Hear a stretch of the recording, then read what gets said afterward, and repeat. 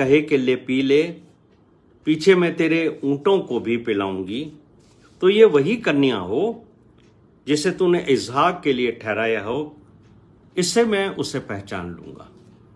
और हम यहां पर देखते हैं कि ये तरीका जो है वो सही नहीं है। ये परमेश्वर की इच्छा जानने का तरीका नहीं है।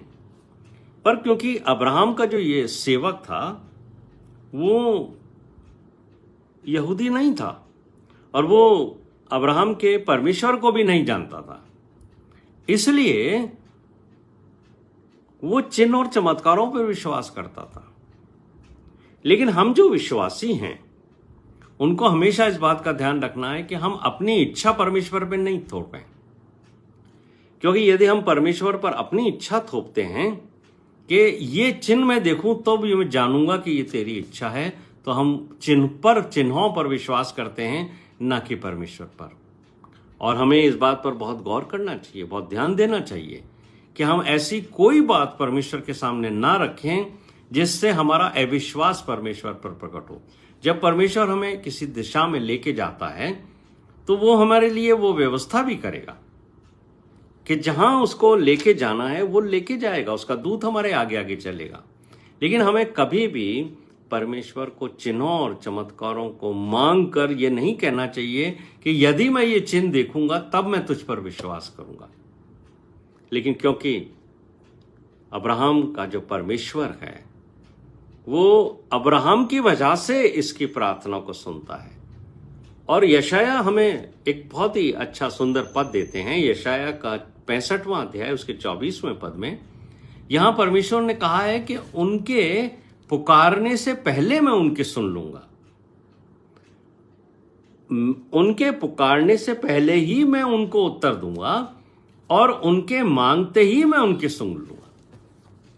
ये बात बिल्कुल सही है कि परमेश्वर हमारे मांगने से पहले वो हमारी सुन लेता है, क्योंकि वो हमारे इच्छाओं को जानता है, हमारे हृदयों को वो जानता है, और हमारे पुकारने से पहले ही वो हमें उत्तर दे देता है कि मत डर, मैं तेरे साथ हूं। मेरे प्रिय भाइयों और बहनों, लेकिन मैं और आप जो परमेश्वर पर विश्वास करके आगे बढ़ने वाले लोग हैं उनको हमेशा इस बात का ध्यान रखना है कि हम चिन्हों और चमत्कारों पर विश्वास ना करें, बल्कि हम परमेश्वर पर विश्वास करें। लेकिन यहां हम इस बात को देखते हैं कि परमेश्वर ने अब्राहम के दास की इस प्रार्थना को सुन लिया है, क्योंकि अब्राहम का जो सेवक था यहोवा परमेश्वर को नहीं मानता था, न वो उसको जानता था। इसलिए उसने सरकमस्टांसेस के अनुसार इस बात को चिन्ह के रूप में मांगा। तो ये केस विश्वासियों के जीवन से बिल्कुल फर्क है। और हम यहां देखते हैं कि रिबका जो है वो इस समय पानी भरने के लिए आई है। रिबका अब्राहम के भाई नाहोर के बेटे मिल्का के पुत्र बतूएल की बेटी थी। वो कंधे पर घड़ा लिए हुए आई, और यहां पर रिबका के लिए लिखा है कि वो अति सुंदर थी और कुंवारी थी, उसने किसी पुरुष का मुंह नहीं देखा था। यानी बहुत ही अच्छी बात उसके लिए लिखी है कि कुंवारी का मतलब होता है विर्जिन। और जब ये पुराने नियम के अंदर ये भाषा का इस्तेमाल किया जाता है कि उसने किसी पुरुष का मुंह नहीं देखा था, यानी उसने किसी पुरुष के साथ उसके कोई इंटीमेट रिलेशनशिप नहीं थे जो सेक्सुअल रिलेशनशिप की ओर इशारा करते हैं। और हम ये इस बात को देखते हैं कि वो अति सुंदर थी। ये जब भी ये पद लिखा गया है कि वो अति सुंदर थी, मैं आपको बताना चाहता हूं कुछ महिलाएं हैं ऐसी जिनके बारे में परमेश्वर के वचन में ये लिखा है कि वो अति सुंदर थी। और सबसे पहली महिला है सारा, जिसके विषय में लिखा है कि वो अति सुंदर थी। जेनेसिस चैप्टर 12 11 to 14 अगर आप पढ़ेंगे, उत्पत्ति का 12वां अध्याय 11 से 14, तब आपको मालूम होगा कि वहां सारा के लिए लिखा है कि वो अति सुंदर थी। फिर आप उत्पत्ति का 29वां अध्याय उसके 17वां पद में पढ़ोगे, वहां लिखा है राहेल के लिए कि वो भी अति सुंदर थी। उसके अलावा अबीगेल के लिए लिखा है ये आपको मिलेगा पहला शमूएल 25वां अध्याय उसके 3 पद में। उसके लिए भी लिखा है कि वो रूपवती थी।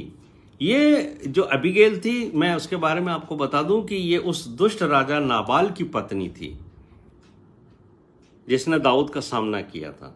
लेकिन बाद में नाबाल की मृत्यु के बाद ये अबीगेल जो है वो दाऊद की पत्नी बन गई, क्योंकि वो बुद्धिमान भी बहुत थी। फिर एक और स्त्री है जिसका नाम है बैतशेबा। ये आपको मिलेगा 2 शमूएल 11वें अध्याय उसके 2 पद में, जो हित्ती ओरिया की पत्नी थी। बाद में हित्ती ओरिया के मृत्यु के उपरांत दाऊद की ये पत्नी बन गई। तो ये महिला के लिए भी बाइबल में लिखा है कि ये अति सुंदर थी। इसके अलावा तामार नाम की एक महिला थी जिसका आपको मिलेगा 2 शमूएल 14वां अध्याय उसके 27वें पद में। ये अबशलोम की बेटी थी। ये वो तामार नहीं है जो यहूदा की डॉटर इन लॉ थी, पुत्र वधू थी। ये वो नहीं है, ये अलग तामार है। और फिर एक और महिला है जिसके बारे में लिखा हुआ है, रानी बस्ती की रानी, यानी क्वीन ऑफ पर्शियंस की जो रानी थी उसके बारे में भी लिखा है। और ये आपको एस्तर की किताब पहला अध्याय उसके 11वें पद में मिल जाएगा कि ये भी अति सुंदर थी। और एस्तर रानी के लिए भी लिखा है, एस्तर की पुस्तक 2 अध्याय उसके 7वें पद में, कि वो भी अति सुंदर थी। और ओल्ड टेस्टमेंट में अय्यूब की बेटियों के लिए लिखा है, अय्यूब की बेटियां उस समय जितने भी महिलाएं थीं, लड़कियां थीं, 42वां अध्याय अय्यूब का उसके 15वें पद में लिखा है कि ऐसी सुंदर लड़कियां उस पूरे देश में कहीं नहीं थी। तो अति सुंदर महिलाओं का जब जिक्र आता है तो हम देखते हैं कि परमेश्वर ने बहुत ही लड़कियों को रूपवती दिया, कहा है, सुंदर कहा है। लेकिन जो न्यू टेस्टमेंट आता है, जब हम न्यू टेस्टमेंट में आते हैं, जब हम बिलीवर होके इन बातों को समझते हैं, सीखते हैं, तो वहां पर पौलुस परमेश्वर के वचन से हमसे ये कहते हैं, हर महिला को अपनी सुंदरता को गहनों से, बालों के संवारने से, अच्छे अच्छे कपड़े पहनने से नहीं सुशोभित करना है। यानी अपनी सुंदरता को उभारने का ये तरीका नहीं है, बल्कि न्यू टेस्टमेंट यानी नए वचन के अंदर महिलाओं को ये बात के लिए उत्साहित किया गया है कि उनका रूपवती होना, उनका नम्रता, उनकी दीनता और उनका मन से अपने पति के प्रति आदर और प्रेम रखना उनकी सुंदरता है। और ये सुंदरता सारा के अंदर पाई जाती है। तो यही बात ये कही गई है नए नियम के अंदर कि जब हम जो स्त्रियां इस तरीके का व्यवहार करती हैं, अपने पति को आदर देती हैं, अपने मन में नम्र और दीन रहती हैं, ये वो महिलाएं हैं जो सारा की पुत्रियां भी कहलाएंगी। तो हम यहाँ पर देखते हैं उत्पत्ति के 24वें अध्याय के 17वें पद में कि जब रिबका कुएं के पास उतर गई और अपना घड़ा भर कर फिर ऊपर आई, तब एलियाजर उससे भेंट करने को दौड़ा। उसने देखा कि एक बहुत ही सुंदर लड़की आई है, पानी भरने के लिए गई है। अब उसने, एलियाजर ने कहा कि मैंने परमेश्वर से जो बात मांगी है, अब मैं जाकर इस बात को परख लेता हूं कि क्या ये लड़की परमेश्वर की ओर से ही है कि मेरे स्वामी इसहाक की पत्नी हो जाए। तो वो वहां गए और उन्होंने रिबका से क्या कहा कि अपने घड़े में से थोड़ा पानी मुझे पिला। ये बात अब्राहम के सेवक ने रिबका से कही है। 18वें पद में हम ये पढ़ते हैं कि रिबका ने कहा, हे मेरे प्रभु, ले पी ले।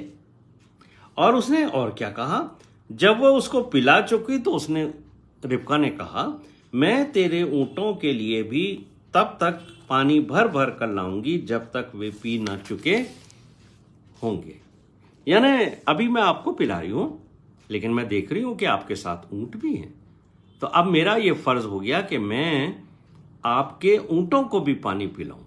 जब रिबका ने एलियाजर को पानी पिला दिया, तब उसने ऊंटों को भी पिलाने लगी। और अब्राहम का जो सेवक था एलियाजर, वो उससे देखता रहा, क्योंकि उसने इसी तरीके की लड़की के लिए तो प्रार्थना की थी कि जो बहुत हार्ड वर्किंग हो। ऐसी वुमन चाहते हैं ना, वो यही प्रार्थना की थी उन्होंने।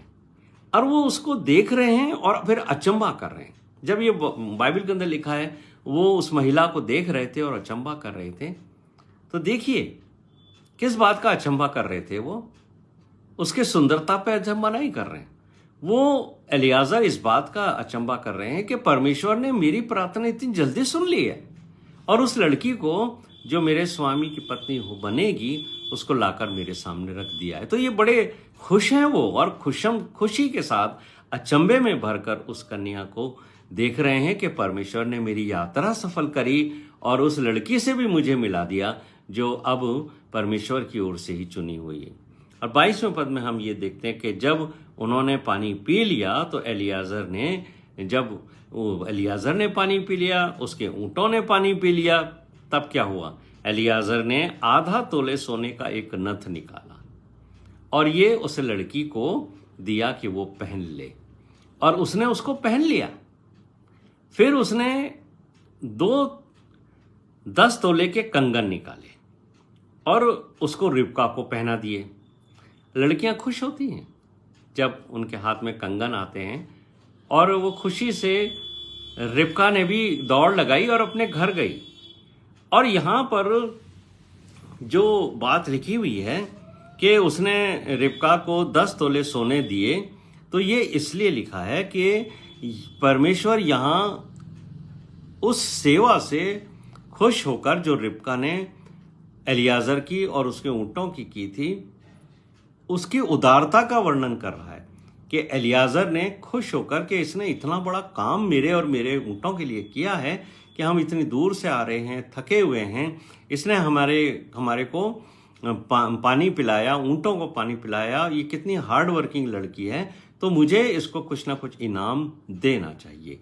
और उसने अपनी उदारता का प्रदर्शन किया, साथ ही उसने अपने मालिक अब्राहम की दौलत का भी प्रदर्शन किया कि मेरा जो स्वामी है अब्राहम, वो कितना धनवान है जिसका मैं सेवक हूँ।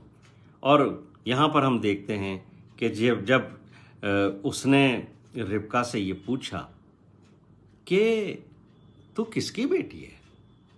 अब देखिए, एक बड़ा बुजुर्ग एलियाजर जो अपने स्वामी के आज्ञा के अनुसार उसके पुत्र के लिए पत्नी खोजने के लिए आया था, उसने उससे पूछा तो किसकी पत्नी है। यहां पर रिबका ने क्या जवाब दिया है, यह उत्पत्ति के 24वें अध्याय के 24वें पद में लिखा है। वो ये नहीं कह देती है सीधे कि मेरा पिता कौन है, वो अपने दादा, उसके पूर्वजों का भी रेफरेंस देती है। तो क्या लिखा है कि मैं तो नाहोर के जन्माए मिल्का के पुत्र, नाहोर से मिल्का का जन्म हुआ है, और मिल्का के पुत्र बतूएल है ना, मैं उनकी बेटी हूं। उसने अपने पिता का नाम लिया, उसने अपने दादा का नाम लिया, उसने अपने परदादा का नाम लिया, 3 पीढ़ियां उसने यहां बताई। और जब रिबका ने उससे बताया कि वो किसकी बेटी है और किस परिवार से आती है, तो एलियाजर बहुत प्रसन्न हुआ, क्योंकि जब उसको ये मालूम हुआ कि ये नाहोर की बेटी है, के वंश से आती है, जो जिस नाहोर का जिक्र निश्चित तौर से अब्राहम भी किया करते होंगे कि वो मेरे भाई बंधु हैं। तो उसने उससे पूछा कि क्या तुम्हारे घर में हम लोगों के, मतलब मेरे दासों साथ जो दास लोग आए हैं उनके और हमारे ऊँटों के ठहरने के लिए कोई स्थान है क्या। तो उसने कहा हाँ है, और मैं जाकर मेरे पिता से इस संबंध में बात करूंगी। और वो दौड़ी गई रिबका, और जाकर जो कुछ बात हुई थी उसने अपने घर में अपने पिता से और अपने भाई से बता दी। तो जब ये वहां से दौड़कर जा रही थी अपने घर ये बताने के लिए कि कोई पुरुष आए हैं, अपने साथ ऊंट लाए हैं और वो ठहरना चाहते हैं, इस बीच में एलियाजर ने सिर झुकाकर यहोवा परमेश्वर को दंडवत किया और कहा कि धन्य है मेरे स्वामी का परमेश्वर, जिसने मुझे मेरे स्वामी के भाई बंधुओं के बीच में पहुंचा दिया। जैसे ही अब्राहम ने ये सुना कि ये तो नाहोर के बेटे मिल्का के पुत्र बतूएल की बेटी है, तो उसको मालूम हो गया कि ये वही परिवार है जो अब्राहम के रिश्तेदार हैं, अब्राहम का ही सगी संबंधी है। अब दौड़कर जब रिबका अपने घर गई और लोगों को उसने ये बातें बताई और उसने वो नथ भी दिखाया जो उस पुरुष एलियाजर ने उसे दिया था, अपने हाथों के कंगन भी उसने अपनी माँ और अपने भाई को दिखाए, तो उसका जो भाई था जिसका नाम लाबान है वो बड़ा प्रसन्न हुआ उन कंगनों को देखकर। उसने कहा ये व्यक्ति को हमें घर में रखना चाहिए जिसने हमारी बहन को इतना सुंदर उपहार दिया है। फिर वो दौड़ा दौड़ा गया और उसने देखा कि कुएं के पास एक व्यक्ति खड़ा है, उसके पास ऊंट भी हैं। तब उसने जाकर उससे विनती करी कि हे परमेश्वर के भक्त जन, तू बाहर क्यों खड़ा है, तू अंदर आ, हमारे घर में ठहर। और जब अब्राहम का दास एलियाजर और उसके साथी वहाँ उस घर में आए और उसके बाद उन्होंने अपने पाँव धोए और पाँव धोने के बाद जब वो लोग बैठे खाना खाने के लिए, उनके सामने भोजन रखा गया। तो आप ये देखिए कि एलियाजर ने अपने आने का कारण स्पष्ट करा। वहाँ एकदम से वो खाना खाने नहीं बैठ गया कि मैं पहले खाना खा लूँ उसके बाद बात करेंगे। उसने बहुत ही नम्रता का और अपने स्वामी की आज्ञा को कितना वो महत्व देता है इस बात का प्रदर्शन किया। उसने बतूएल को और लाबान को ये कहा कि जब तक मैं आपको ये ना बता दूं कि मैं किस उद्देश्य से यहां आया हूं, तब तक मैं भोजन नहीं करूंगा। और फिर उसने यहां पर अपना चरित्र प्रकट किया, अपना इंट्रोडक्शन दिया। और यहां जो अब्राहम के दास एलियाजर का चरित्र है, वास्तव में ये परमेश्वर के दासों का चरित्र होना चाहिए। क्या है कि परमेश्वर जब अपने दासों को आज्ञा देकर भेजते हैं तो ये उनका फर्ज है कि वो पहले उस सेवा को पूरी करें जिस सेवा के लिए उनको भेजा गया है। ये नहीं है कि वो जाकर के और बैठ जाएं और पहले खाना खाएं या लग्जरी करें, आराम करें, रेस्ट करें, उसके बाद फिर वो देखेंगे परमेश्वर ने मुझे किस काम के लिए भेजा है, चलो मैं वो काम भी कर लेता हूं। नहीं, परमेश्वर के दासों को सबसे पहले परमेश्वर का काम करना चाहिए, उसके बाद उनको अपने ठहरने का, अपने भोजन का, अपनी दूसरी चीज़ों के लिए इंतज़ार करना चाहिए और देखना चाहिए कि हमारे लिए क्या प्रबंध। लेकिन प्रमुख क्या चीज़ है? प्रमुख ये है कि वो परमेश्वर के कार्य को प्राथमिकता दें, बाद में वो अपने चैन का फिक्र करें कि उनको कहाँ आराम करना है, कैसा भोजन करना है। तो जब अब्राहम के दास एलियाजर ने लाबान और उसको, ये 34वें पद में लिखा है कि तब उसने एलियाजर ने लाबान और उसके परिवार के लोगों का अपना परिचय दिया। अब यहाँ उसने परिचय देते हुए किस बातों का ध्यान रखा है, ये बड़े महत्वपूर्ण। वो कहता है कि मैं तो अब्राहम का दास हूँ। बड़े ही आनंद के साथ, बड़ी खुशी के साथ उसने बताया मैं किसका दास हूँ, अब्राहम का दास हूँ। और उसने उन लोगों को ये बताया कि यहोवा परमेश्वर ने मेरे स्वामी अब्राहम को बहुत आशीषें दी। और आशीषें में, क्योंकि वो लोग पुराने नियम के लोग हैं, उनके लिए सांसारिक आशीषें बहुत महत्व रखती थी, इसलिए वो सांसारिक आशीषों के द्वारा ही किसी को धनवान समझते थे। इसलिए उसने ये बात कही कि मेरा जो स्वामी है वो एक महान पुरुष हो गया है, उसको परमेश्वर ने बहुत भेड़, बकरियां, गाय, सोना, रूपा, बैल, दास दासियां, गधे, ऊंट सब कुछ दिए। उन जमाने में ये जो धन संपत्ति होती थी वो पशुओं के द्वारा भी गिनी जाती थी कि किसके पास कितने पशु हैं। तो उसने ये बात कही कि मेरा स्वामी अब्राहम बहुत धनी हो गया है। साथ ही उसने फिर उनको ये बताया कि मेरे स्वामी अब्राहम की पत्नी सारा से उसको एक पुत्र हुआ है और उसका नाम इसहाक है, और अब्राहम ने उसको अपना सब कुछ दे दिया।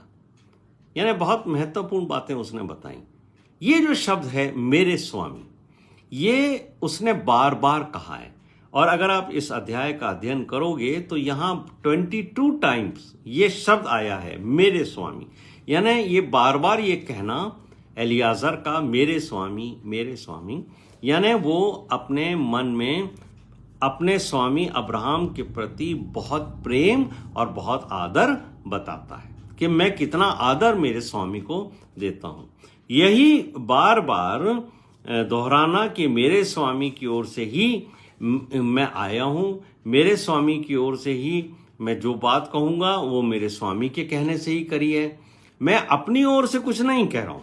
तो ये जो शब्द हैं कि बार बार स्वामी का नाम लेना, उसकी तारीफ करना, बार बार ये कहना कि ये जो काम मैं कर रहा हूं, यानी इतनी दूर चल के आया हूं, मेरे स्वामी के कहने के अनुसार, मेरी स्वामी की आज्ञा के अनुसार आया हूं, और उसने जो बातें बताई कि मेरे स्वामी ने मुझे क्या कहा है मैं वही करूंगा, क्योंकि मैं बाउंड सर्वेंट हूं। बाउंड सर्वेंट जो होता है वो ये होता है कि मेरी अपनी कोई इच्छा नहीं है, न मेरे शरीर की कोई इच्छा है, बल्कि मैं अपने स्वामी की इच्छा को पूरी करने के लिए आया हूं, और मैं वही काम करूंगा जो मेरे स्वामी ने कहा है। और क्या क्या उसने बताया? उसने बताया कि मेरे स्वामी ने मुझे कहा है कि मेरे पुत्र इसहाक के लिए तुझे एक पत्नी लानी है, लेकिन कनानी लड़कियों में से मत लाना जिनके बीच में मैं रहता हूं, बल्कि मेरे ही लोगों के बीच में जाना और वहां से मेरे स्वामी के पुत्र इसहाक के लिए एक पत्नी लाना। यानी बहुत बड़ी जिम्मेदारी उसने कहा है कि मेरे बेटे के लिए जो पत्नी आएगी वो सिर्फ और सिर्फ मेरे लोगों के बीच में से आएगी। तो जब उन्होंने इस बात को सुना कि वो किस तरीके से यात्रा में आया, कैसे उसने प्रार्थना की, कैसे उसने चिन्ह मांगा कि या अब्राहम का परमेश्वर मेरे लिए चिन्ह दे। मैं तो नहीं जानता हूं कि अब्राहम का परमेश्वर कौन है, लेकिन मैंने अब्राहम से बहुत अपने परमेश्वर की बातें सुनी हैं, तो मैं चाहता हूं कि अब्राहम का परमेश्वर भी मुझे चिन्ह दे। उस चिन्ह के द्वारा ही मैं उन लोगों तक पहुंचूं जहां पर परमेश्वर चाहता है कि मेरे स्वामी अब्राहम के पुत्र इसहाक के लिए पत्नी लाऊं, और ये वही लोग हों जो उसके अपने लोग हों। तो जब उन्होंने ये सुना कि ये किस तरीके से एलियाजर वहाँ से निकला और ये हमारे भाई बंधु जो अब्राहम है उसका दास है, और कैसे ये यहाँ आया, कैसे रिबका से मिला और कैसे ये हमारे घर में आया, तब उन्होंने एक बात की। सारी बातें सुनने के बाद लाबान और बतूअल ने उससे एलियाजर से कहा कि क्योंकि ये बात यहोवा की ओर से हुई है, ये सारी घटना, ये सारी बातें परमेश्वर की ओर से हुई हैं, इसलिए ना तो हम तुझे हाँ कह सकते हैं, ना ही हम तुझे ना कह सकते हैं। कितनी बड़ी बात है। उन्होंने समझ लिया कि एलियाजर का हमारे घर तक पहुंचना परमेश्वर की ओर से हुआ है, इसलिए उन्होंने मन बना लिया और ये दोनों पिता पुत्र ने अपनी सहमति दी कि रिबका जो है अब्राहम के बेटे इसहाक की पत्नी होने के लिए हम दे देते हैं। और फिर हम ये बात सुनते हैं कि ये बात सुनकर कि अब्राहम के जो परिवार के लोग हैं, जो उसका भाई है बतूएल और जो लाबान है उसका बेटा, इन्होंने अब ये सहमति दे दी है कि उनकी जो पुत्री रिबका है वो उसको उन अब्राहम के स्वामी अब्राहम के पुत्र इसहाक के लिए पत्नी होने के लिए दे देंगे। तो वहाँ उसने खाना खाने से पहले क्या किया? उसने भोजन करने से पहले यहोवा को दंडवत किया भूमि पर गिरकर। किसने? एलियाजर ने। और दंडवत करके उसने जो है वो परमेश्वर का धन्यवाद किया कि वो उसको सही जगह ले आया। उसके बाद उसने गहने और रुपये निकालकर रिबका को भी दिए और उसकी माता और उसके भाई जो लाबान था उनको अनमोल अनमोल वस्तुएं उपहार में दी। यानी वो उस स्थान पर पहुंच गया, निश्चित हो गया, और जब विवाह की बात पक्की हो गई तब वो वहां से खुश हो गया और खुश होकर उसने उपहार दिए। फिर उसने अपने साथियों समेत भोजन किया, फिर वही रात बिताई, और फिर उसने रिबका के माता और उसके भाइयों से कहा कि अब मैं सुबह जल्दी ही निकल जाऊंगा। जैसे ही सुबह हुई उसने कहा अब मुझे जाने दो। अब रिबका की माता और उसके भाई लाबान ने एलियाजर से कहा कि भाई हम चाहते हैं कि हमारी बहन, हमारी बेटी जो है वो कुछ दिन और हमारे साथ रहे, कम से कम 10 दिन तो वो रहे हमारे साथ। ये ख्वाहिश उन्होंने जाहिर करी। लेकिन एलियाजर ने कहा नहीं, मैं अपने स्वामी के पास जल्द लौटना चाहता हूँ। मेरी यात्रा को अब आप रोको मत, क्योंकि जिस उद्देश्य से मैं आया था, जिस काम से मैं आया था, उस काम को परमेश्वर ने पूरा कर दिया है। तो उन्होंने कहा नहीं, ऐसा नहीं है, हम पहले अपनी पुत्री से भी पूछेंगे, बेटी से, कि क्या वो हमारे साथ कुछ दिन और रहना चाहेगी। हाँ, हमने सहमति दी है कि वो तेरे स्वामी के बेटे इसहाक की पत्नी हो, लेकिन अगर वो हमारे साथ कुछ दिन और भी रहना चाहती है तो हम उसको रखेंगे। तो उन्होंने रिबका को बुला के पूछा कि क्या तू इस पुरुष के साथ जाएगी? तो रिबका ने कहा हाँ, मैं जाऊंगी। और उसके बाद फिर रिबका एलियाजर के साथ उन्हीं ऊँटों पर बैठकर आगे बढ़ी, और साथ ही उसकी बहुत सारी दासियों को भी उन्होंने उसके साथ रवाना किया। और फिर एक लंबी यात्रा पर रिबका निकल पड़ी एलियाजर के साथ कि वो अब उसके स्वामी अब्राहम के पुत्र इसहाक की पत्नी हो जाए।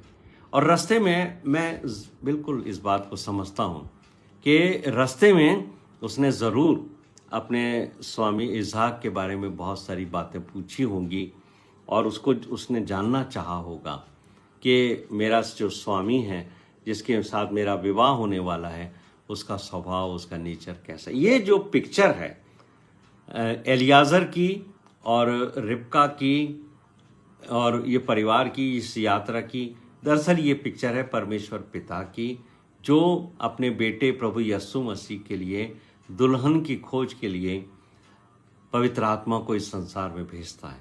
पवित्र आत्मा को उसने इसलिए भेजा ताकि जो लोग प्रभु यीशु मसीह से प्रेम करते हैं, उसको आदर देंगे, उसकी आज्ञाओं में रहेंगे, उनको एक दुल्हन के रूप में इकट्ठा करे, ताकि वो लोग जो मंडली है, जो कलीसिया है, जिसके लिए हम कहते हैं वो यीशु मसीह की दुल्हन है, उनको एकत्रित करना, उनको प्रभु यीशु मसीह से मिलाना। जैसे एलियाजर उसको लेके आया है, तो जब तक वो अपने स्वामी के घर नहीं पहुंच गया, तब तक उसने रास्ते में कई बातें उसको अपने स्वामी के बारे में बताई। यही है वो पिक्चर कि जब हम प्रभु यीशु मसीह की दुल्हन के रूप में एकत्रित होते हैं और हमें पवित्र आत्मा सिखाती, समझाती है कि हम प्रभु यीशु मसीह के साथ कैसा जीवन जिए, कैसा अनुभव करें, कैसे हम उसके साथ अपना जीवन आगे परमेश्वर पिता के घर में बिताएंगे, तो हमें पवित्र आत्मा की अगुवाई की आवश्यकता है। और यहाँ हम ये बात को देखते हैं कि जैसे यीशु मसीह ने कहा था, जहाँ मैं रहूँ वहाँ तुम भी रहो। तो मेरे प्रिय भाइयों और बहनों, यीशु मसीह हमारा दूल्हा है, और वो दूल्हा अपनी दुल्हन को अपने पिता के घर में रखना चाहता है। तो ये एक तस्वीर है, वो तस्वीर, ये वो पिक्चर है जो परमेश्वर पिता प्रभु यीशु मसीह जो हमारा दूल्हा है, और हम जो कलीसिया उसकी दुल्हन हैं, उसको लेकर के आगे बढ़ता है। तो यहाँ मेरा और आपका ये फर्ज है कि हम ये देखें कि जो रबेका है, उसने क्या किया। पूरे रास्ते उसने अपने स्वामी के बारे में, अपने पति के बारे में बहुत सारी बातें, जानकारी इकट्ठा की। और जब ये लोग घर के नज़दीक आए, तब वो जो एलियाजर है, उसने दूर से इसहाक को पहचान लिया, और उसने कहा, जब रिबका ने उसने बताया रिबका को कि ये मेरा स्वामी आ रहा है, तो रिबका तुरंत ऊँटों पर से उतर गई।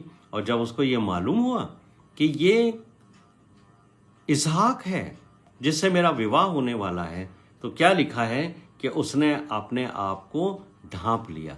ये जो वर्ड लिखा गया कि she took a well and covered herself, यानी उसने घूंघट करके अपने आप को ढांप लिया। ये वो तैयारी का चिन्ह दिखाता है कि प्रभु यीशु मसीह को जब हम उसकी दुल्हन मिलने जाएगी, तो वो पवित्रता का लिबास ओढ़े हुए होगी। और पवित्रता के लिबास जो मॉडेस्टी है वो और सबमिसिव को दिखाता है। ये जो चरित्र है, जिस तरीके से रबेका ने विवाह के पूर्व अपने आप को तैयार करके ये बताया है कि मैं अपने पति के लिए सबमिसिव हूँ, मैं उसकी आज्ञाकारिता में रहूंगी, मैं उसे आदर दूंगी, और मैं उसके लिए अपने आप को अच्छे पवित्र वस्त्रों के द्वारा सुसज्जित करके तैयार करती हूँ कि मैं अब में उसके साथ जाऊं। तो जब इसहाक को एलियाजर ने सारी घटना बताई कि मैं कैसे वहाँ गया, कैसे परमेश्वर से मैंने प्रार्थना की, कैसे परमेश्वर ने मेरे अद्भुत रीति से मेरी सहायता की, तब इसहाक रिबका को लेकर अपनी माता के तंबू में गया और फिर वहाँ उसने उससे विवाह किया और उसके बाद उससे प्रेम किया। और वो रिबका के आने के बाद लिखा है इसहाक के मन को शांति हुई। तो मेरे प्रिय भाइयों और बहनों, मैं धन्यवाद करता हूँ कि आज हमने अध्याय 24वां, उत्पत्ति के 24वें अध्याय के 11 पद से और उसके अंतिम पद 67 वर्ष तक पढ़ा और उसको समझा है। यहाँ एक ऐसी तस्वीर है जो अब्राहम, इसहाक और एलियाजर के द्वारा हमें वो बातें सिखाती है।